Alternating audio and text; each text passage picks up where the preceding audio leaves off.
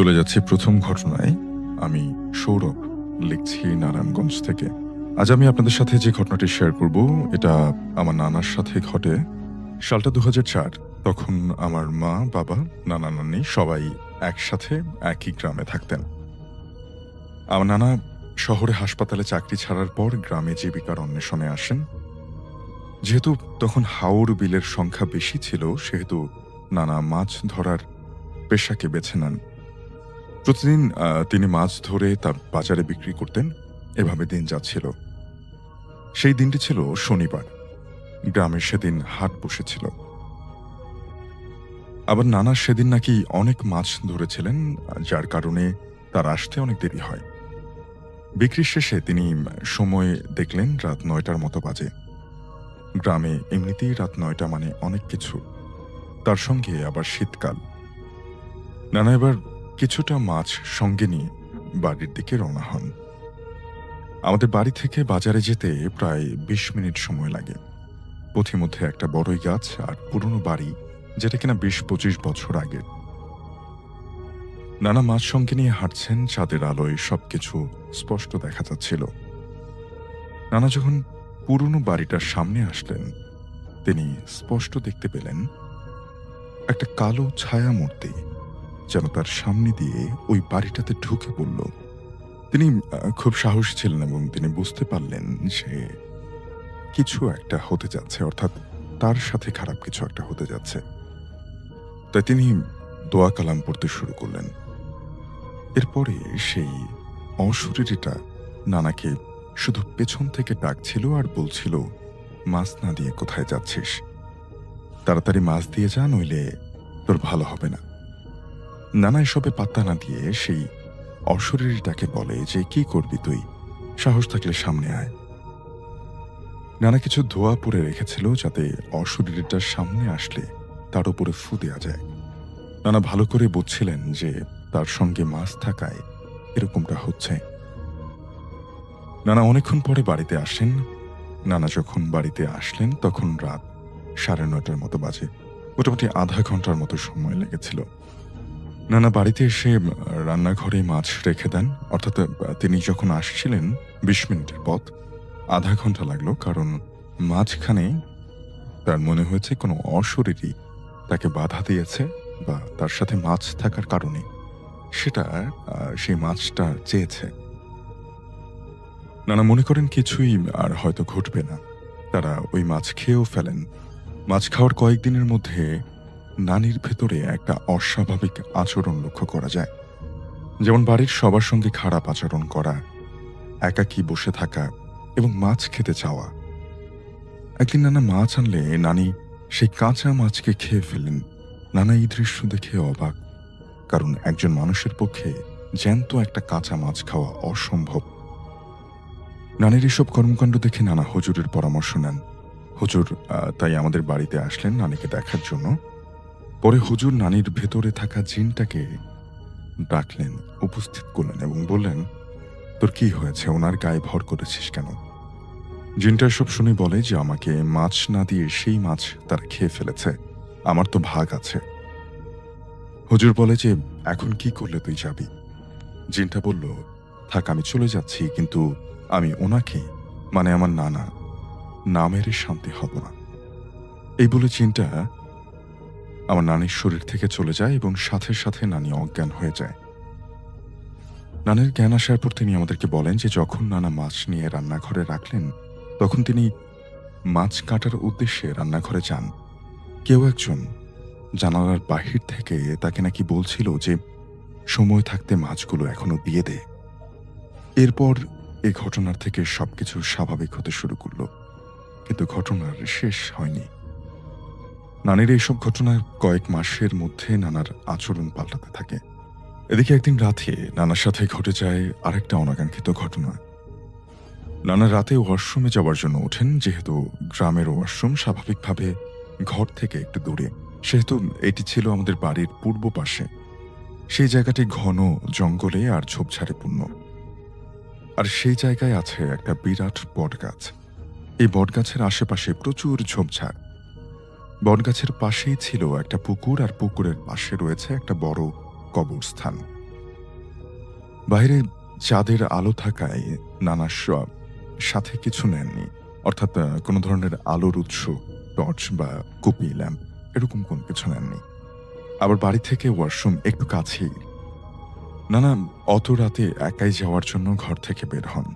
নানার মতে তিনি যখন ওয়াশরুম থেকে বের হন তখনই ঘটে ঘটনাটা। ওয়াশরুম থেকে বের হওয়ার পর তাকে কে যেন একটা ধাক্কা মেরে পুকুরে ফেলে দেয়। পুকুরে পড়ার পর তার ঘাড় কে যেন তাকে ডুবাচ্ছে আর বলছে, আমি হলাম সেই যাকে তুই মাছ না দিয়ে সেদিন চলে গেলি, তোকে আমি মারবই, তোকে মেরেই ছাড়ব। এদিকে নানার অবস্থা প্রায় খারাপ হচ্ছে। হঠাৎ নানার মনে হলো তাকে যেন আর কেউ ডুবাচ্ছে না। তিনি দেখলেন যে আমার নানি ও ঘরের অন্যান্য সদস্যরা তার দিকে আসছে। নানা বুঝতে পারলেন লোকজন আসতে দেখায় জিনটা হয়তো চলে গেছে। নানা পরে ঘটনা খুলে বললেন। পরের দিন নানা হুজুরের পরামর্শ নেন। হুজুর তাকে তাবিজ দিতে চান, কিন্তু তিনি তা গ্রহণ করেননি। কিছু পানি পড়া ও তেল পড়া নিয়ে নানা বাসায় ফেলেন। তার কয়েকদিন পর নানা একটা দাওয়াত পড়ে যায়। পাশের গ্রাম থেকে দাওয়াত ছাড়ার পর রাত 11টার দিকে রওনা হন। নানা যে রাস্তা ধরে হাঁটছেন তার দুই পাশে শুধু তাল আর মেহগনি গাছ। সামনে একটা চৌরাস্তা পড়ে যায়, বাম দিকে আমাদের বাড়ি। চৌরাস্তার মোড়ে একটা বট গাছ আছে আর আশেপাশে সবটাই তাল গাছ। নানা দূর থেকে দেখতে পেলেন কেউ যেন বট গাছটার তলায় বসে আছে। এমনিতেই অনেক রাত, তার সঙ্গে এরকম দৃশ্য দেখে তিনি একটু ভয় পেয়ে যান। আর আকৃতিতেও সেই মানুষটা তুলনামূলক একটা সাধারণ মানুষের দ্বিগুণ। তিনি সেই ব্যক্তিকে কিছু না বলে বামের দিকে হাঁটা শুরু করলেন, অর্থাৎ তাদের বাসার দিকে হাঁটা শুরু করলেন। আর এই বট গাছটা ঠিক ওই চৌরাস্তার পাশে। চৌরাস্তা থেকে বাসায় যেতে 15 মিনিটের মতো সময় লাগে। নানা লক্ষ্য করলেন কেউ যেন তার পেছনে পেছনে হাঁটছে। আরেকটা কথা আমি বলে রাখি, সেই রাস্তায় একটা বাঁশঝাড়ও আছে। স্বাভাবিক গ্রামের রাস্তাগুলো যেমন হয়ে থাকে, চৌরাস্তার একটু সামনেই সেই বাঁশঝাড়টা। নানার হাঁটার সময় খেয়াল করলেন বাঁশঝাড়টার উপর থেকে টুপ টুপ করে পানি পড়ছে। চাঁদের স্পষ্ট আলো থাকায় নানার দেখতে অসুবিধা হলো না। নানা বাঁশঝাড়ের উপরে তাকিয়ে দেখেন বিস্ময়কর এক দৃশ্য। তিনি দেখলেন চৌরাস্তার মোড়ে বসে থাকা সেই ব্যক্তিটা ওই বাঁশঝাড়ের উপরে বসে কাঁচা মাছ খাচ্ছে। তার শরীরে অনেক কাটাছেঁড়া, মুখ থেকে রক্ত পড়ছে এবং সে অট্ট হাসি দিয়ে নানাকে বলছে, কিরে মাছ খাবি? তুই না মাছ খাস? তার এরকম হাসিতে নানার শরীরের অবস্থা প্রচন্ড ভয় পেয়ে যান। তিনি কোনো রকমে দৌড়ে সেখান থেকে পালিয়ে যান। সামনে তিনি খেয়াল করলেন একটা বিরাট আকারের ঘোড়া দাঁড়িয়ে আছে এবং সেই ঘোড়াটার চোখ দিয়েও ঠিক একই রকম ভাবে রক্ত পড়ছে যেমনটা ওই মানুষটার দেখেছিলেন। নানা ভালোভাবে বুঝতে পেরেছিলেন যে এটা ওই জিনটারই কাজ। তিনি দোয়া পড়ে নেন। নানা প্রায় 10 মিনিটের মতো অপেক্ষা করছিলেন যদি ঘোড়াটি চলে যায়, কিন্তু সেই ঘোড়াটা একেবারে মূর্তির মতো দাঁড়িয়ে আছে, কিন্তু তার চোখ একেবারে নানার চোখের দিকে। কিছুক্ষণ পরে নানা দেখলেন ঘোড়াটা একটা জঙ্গলের দিকে চলে গেছে। নানা দূর থেকে দেখছিলেন তারা যেন হারিকেন নিয়ে তার দিকে আসছে। নানা এবার বুঝলেন যে হারিকেনের আলো মানুষ দেখে জিনটা হয়তো চলে গেছে। হারিকেনের আলোয় নানা দেখলেন এটা আমার নানি ও মামা। নানা তাদের দেখে দ্রুত হাঁটতে শুরু করলেন। তখন পেছন থেকে একটা ডাক নানার কানে ভেসে আসলো। তাকে কে যেন বলছে, তোর ভাগ্য ভালো, আবারও তুই বাঁচলি, কিন্তু মনে রাখিস তোকে না মেরে আমি যাব না। এই ঘটনার পর ওই রাতে নানার জ্বর ওঠে এবং তিনি সকলকে এই ঘটনা খুলে বলেন।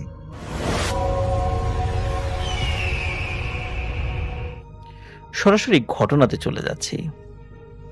আমার নানার নাম হাশেম। বয়স অনেক, বর্তমান বয়স আনুমানিক 95+ হবে। নানার আগে পানের বরজ ছিল। তখন সময়টি ছিল 1978 সাল। নানা পানের বরজ থেকে পান ভাঙেন এবং তা বিক্রয় করার জন্য দূরে হাটে নিয়ে যেতে হয়।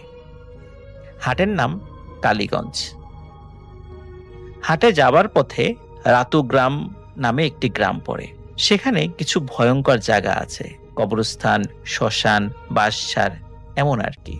এই সমস্ত জায়গায় সচরাচর বিভিন্ন ভয়ঙ্কর ঘটনা ঘটে থাকে। তখনকার সময় হাট জমে উঠত সন্ধ্যার সময়। আর সেই সময়ে আজকের মতো এমন উন্নত যোগাযোগ ব্যবস্থা ছিল না, ভ্যান বা গাড়িরও তেমন যোগাযোগ ব্যবস্থা ছিল না। যারা হেঁটে যেতেন তারা অনেক দূর থেকে হেঁটে হেঁটে আসতেন এবং হেঁটে হেঁটে আবার বাড়িতে ফিরে যেতেন। ঘটনার দিন নানা যথারীতি পান ভাঙার পর তা গুছিয়ে নিতে নিতে অনেক দেরি হয়ে যায়। তারপর সে পানের গাদি মাথায় করে নিয়ে গ্রামের আঁকাবাঁকা মেঠো পথ দিয়ে হাটের উদ্দেশ্যে এগোতে থাকেন। হাতে আগের যুগের টর্চ লাইট এবং বাজার রাখার একটি খালই। যাওয়ার সময় তেমন কিছু ঘটেনি নানার সাথে। এক পর্যায়ে নানা হাটে পৌঁছান এবং সেদিন পানের বাজার খুবই ভালো ছিল। নানা ভালো দামে পান বিক্রি করেন। এদিকে হাটে যাওয়ার আগে নানি বাজারের একটি লিস্ট নানাকে ধরিয়ে দিয়েছিলেন এবং হাট থেকে ফেরার সময় লিস্ট অনুযায়ী সেই বাজারগুলো কিনে আনতে বলেন। পান বিক্রি শেষে নানা বাজার করে সেই খালয়ের মধ্যে তার কেনা সামগ্রীগুলো রাখেন। সবশেষে তিনি কিনতে যান মাছ। তিনি বাজারে গিয়ে দেখতে পেলেন যে ইলিশ মাছ উঠেছে। যেহেতু নানার সেদিন বিক্রি ভালো ছিল, তাই নানার কাছে ভালো টাকা ছিল, আর এই কারণে তিনি বড় বড় দুটি ইলিশ মাছ কেনেন এবং বাজার করতে করতে অনেক রাত হয়ে যায়। শেষ দিকে এমন অবস্থা হয় বাজারের প্রায় সব দোকান বন্ধ হয়ে যায়। অনেক লোক যে যার বাড়িতে চলে গিয়েছে। এই কারণে নানা একা একাই বাড়ির পথে রওনা দেয়। রাস্তায় আসার সময় রাতু গ্রামের একটি ভয়ানক বাঁশঝাড়ের নিচ দিয়ে তাকে আসতে হবে। তিনি যখন একা একা এই বাঁশঝাড়ের নিচ দিয়ে আসছিলেন, তখন তিনি হঠাৎ দেখতে পান যে দুটো বাঘ রাস্তা বন্ধ করে রাস্তার সাথে প্রায় মিশে পড়ে আছে। নানা ব্যাপারটা কিন্তু আঁচ করতে পারেন। তিনি জানেন যে রাতের বেলা এভাবে বাঁশ যদি দেখে, তাহলে এই বাঁশের উপর দিয়ে যদি পার হতে কেউ চেষ্টা করে, তাহলে যখনই এক পা ওই বাঁশের উপরে রাখবে, সাথে সাথে ওই বাঁশটি দাঁড়িয়ে যাবে আর ওই লোকটি ছিটকে অনেক দূরে গিয়ে পড়বে। এমনও হতে পারে যে তার মৃত্যুও ঘটতে পারে। আর এমত অবস্থায় তার কি করণীয় সেটি নানা খুব ভালো করেই জানতেন। নানা সিগারেট খেতেন, তাই তিনি পকেট থেকে সাথে সাথে সিগারেট বের করে আগুন জ্বালান। যখনই সিগারেট জ্বলে ওঠে, তখন বাঁশগুলো খুব সুন্দর করে সোজা হয়ে যায়। নানা বুঝতে পারেন যে যাক, বিপদ কেটে গেছে। নানা সিগারেটটা ফুঁকতে থাকেন এবং সামনের দিকে এগিয়ে যেতে থাকেন। বাঁশঝাড় পার হয়ে যান, তেমন কোনো সমস্যা হয় না। বাঁশঝাড় পার হওয়ার পর তার সিগারেটটাও ফুরিয়ে যায়। সিগারেট ফোরাবার অল্প সময় পরই একটি ভালো বিড়াল তিনি দেখতে পান। তিনি দেখতে পান এই বিড়ালটি তার সামনে এসে দাঁড়িয়েছে। বিড়ালটির চোখ দুটো লাল এবং জ্বলজ্বল করছে। স্বাভাবিকভাবে রাতের বেলা বিড়ালের চোখ জ্বলজ্বল করে, কিন্তু সেটি লাল হয় না।